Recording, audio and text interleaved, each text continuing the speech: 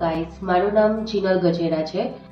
Actually મારો overweight હતો 140 kg surgery પહેલાં. પછી સર્જરી નથી કરાવી ત્યારે મને ઘણા એવા ખાસા પ્રોબ્લેમ હતા, લાઈક જોઈન્ટ પેન હતું, પછી PCOSનો પ્રોબ્લેમ હતો.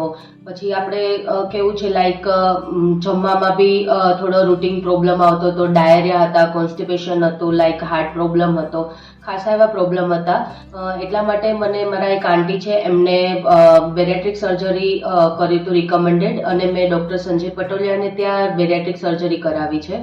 બેરિયાટ્રિક સર્જરી પહેલાં લાઈક કેવું હતું કે આપણે કોલેજમાં જઈએ તો આપણે સ્ટડી ટાઈમે કોઈ આપણને એમ કહે કે તું જાડી છે, તો આપણને થોડુંક આમ ગુસ્સો આવતો, ચીડચીડિયાપણું થઈ જતું, એવું બધું ઘણા ખાસા એવા પ્રોબ્લેમ મારી સાથે પણ થયા હતા.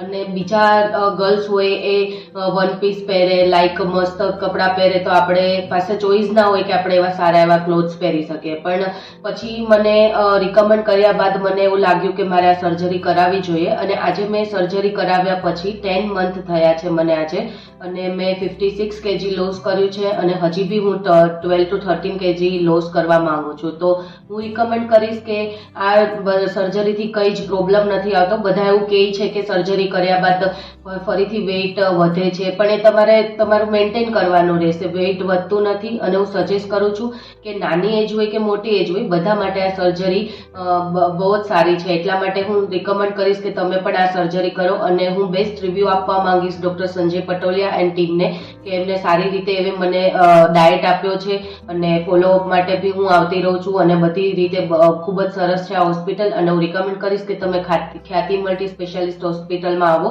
અને તમારા વજન રિલેટેડ કંઈ બી પ્રોબ્લેમ હોય તો ડૉક્ટર સંજય પટોલિયાને ત્યાં મળો. Thank you.